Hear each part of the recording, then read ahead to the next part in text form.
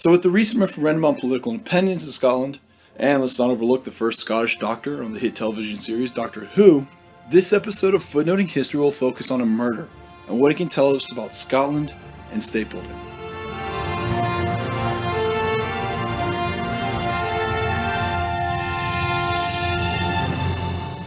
Scotland, the final frontier.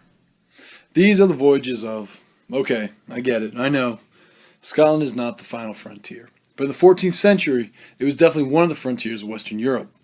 For example, Edinburgh is as far north as some of the southern portions of Alaska. That's right, Alaska. And yet, despite this remoteness, medieval Scotland was a melting pot of various cultures. Before we even get to the 14th century, the Celts, the Britons, the Angles, and Danes had all left their marks on what would become Scotland. The mixing of all these different cultures in some ways seems more fitting of the Indonesian rather than the Anglo-Celtic archipelago. But the Indonesian archipelago is significant here. Like that southeastern collection of islands, the Anglo-Celtic Isles were similarly surrounded by kingdoms that were seemingly more powerful politically and economically. Anyways, Scotland has proven to be one of the more remarkable nations in European history, and it should certainly be considered a distinct nation, separate from England and Ireland, with its own shared history and culture. So let's start with the facts. In February 1306, the two most powerful men in Scotland, John Comyn and Robert, Earl of Carrick, met in a church to discuss who would be King of Scotland. Both men had ties to the Anglo-Norman and Scottish communities. John Comyn, in fact, claimed a familial relationship with the royal houses of both Scotland and England. Robert Carrick had lands and title in England and Scotland, and his second wife was the daughter of the most powerful English lord in Ireland.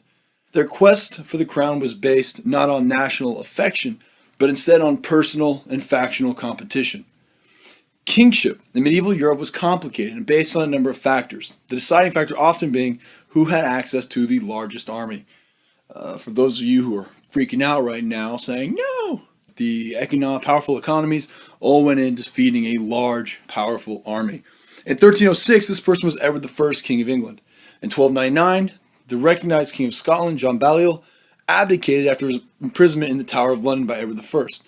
Now, Edward imprisoned him because even though Edward didn't claim to be the King of Scotland, he did claim to be its overlord. So while he did not wear the Scottish crown, he appointed officials and demanded that the powerful lords make oaths of loyalty, such as the King of Scotland. So in one corner we have the King of England, whose father was Anglo-Norman and mother was from Provence, modern France, and whose queens, he had two wives, were from Castile, modern Spain, and France. John Comyn, the guy who didn't come out of the church alive, had close ties with John Balliol and was widely viewed as a potential heir to the crown. Under Balliol, Comyn had worked to limit the authority of Robert Bruce and his supporters, forcing Robert to seek an alliance with Edward I. When Edward began taking a more active role in his lordship of Scotland in 1299, Robert believed that he was on the ascendancy. His fortunes were improving. He believed that Edward would make him guardian of Scotland, a position that would have made him all but king in name. But Edward, a shrewd politician, knew that favoring one family over another would inevitably lead to conflict and began limiting the authority and positions of Robert and his supporters. He believed that Comyn and Robert would act as mutual checks, each limiting the authority of the other. For Robert and his supporters, this was unacceptable. They had backed Edward and believed that they were due a reward for their, albeit mercenary, loyalty. Comyn had resisted Edward and was seemingly being rewarded for it. This was an essential part of medieval politics, namely strength mattered more than loyalty. Comyn's military strength marked him as a better ally in Scotland than Robert of Carrick. Both Comyn and Robert were concerned with protecting their networks of patronage, not with who was the best king of Scotland.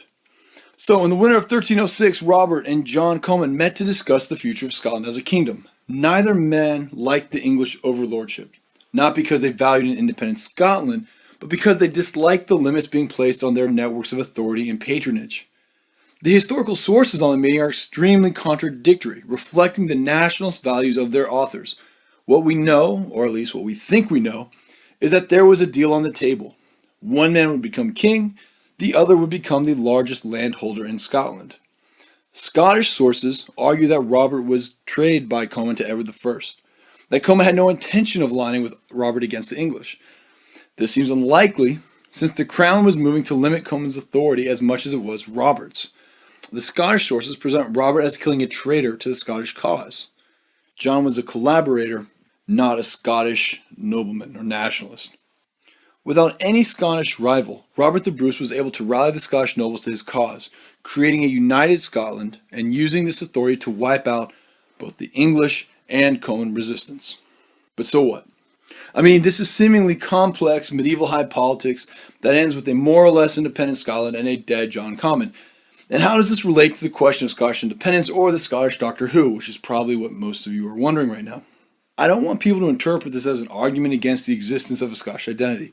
Of course, Scotland has a distinct national culture and history, but it's worth noting that this isle is tied to England and Ireland and Europe at large.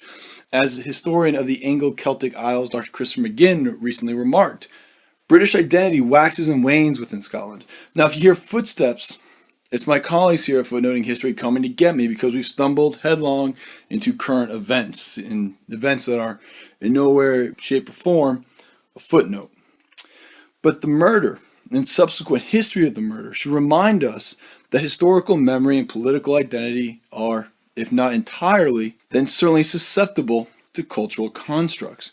As Scotland voted on independence and England wrestles with its relationship with the European Union, European voters are increasingly being thrust into the position of Robert the Bruce, unwittingly and unintentionally creating new states as they struggle to maintain their place in the international community. This has been Footnoting History. If you like the podcast, be sure to visit our website, footnotinghistory.com, where you can find links to further reading suggestions related to this week's episode, as well as a calendar of upcoming podcasts. You can also like us on Facebook and follow us on Twitter at History Footnote. Until next time, remember, the best stories are always in the footnotes. See you next week.